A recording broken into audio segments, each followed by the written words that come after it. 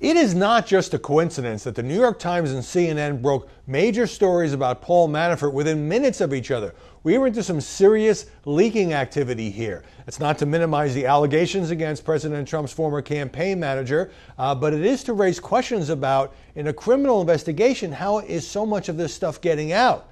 So you had the Times reporting new details on the early morning raid at Manafort's Virginia home. This was back in July. Not just that the agents took, boxes of documents and copied computer files, but they took pictures of the expensive suits hanging in his closet. More importantly, in that New York Times story, the revelation could have been leaked by Manafort's defense team, but I'm not sure that's likely, that prosecutors informed his lawyers that he is likely to be indicted.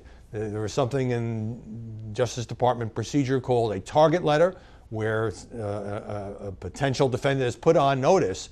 And that, of course, leaking that, of course, is a way of ratcheting up pressure on the potential defendant, in this case, Paul Manafort. CNN, just about the same time, reporting that Manafort had twice been wiretapped by federal agents.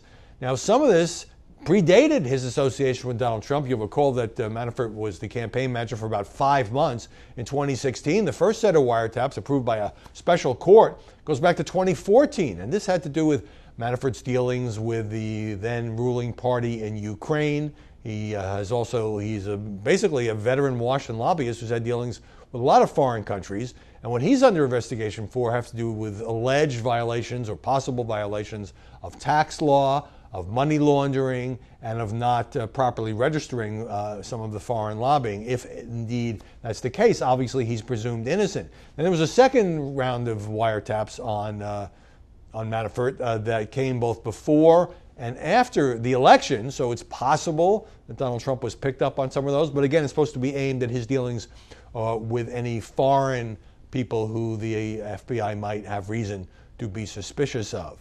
Now, as an old Justice Department reporter, I can tell you that none of this stuff is supposed to leak.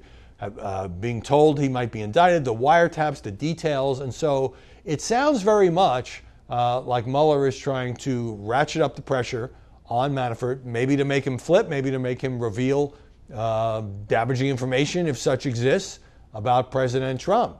And at the same time, it may just be that, let's say for the sake of argument, not predicting here, that Manafort, even Michael Flynn, who's also under investigation for dealings with a foreign government, lobbying for the government of Turkey, let's say they get indicted.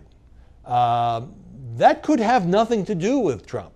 It might have to do with their own financial dealings with other countries, as opposed to being part of the core mandate of Robert Mueller, which is, of course, was there any collusion between the Trump team and Russia? And was there any cover-up of such collusion, if indeed such collusion exists? So it's obviously an important story. We're talking here about one of the 3 former campaign managers for the President of the United States. But at the same time, I have to question why this is coming out now. It looks orchestrated. It looks like an effort by prosecutors to make Manafort cooperate in a way that he might not be inclined to do.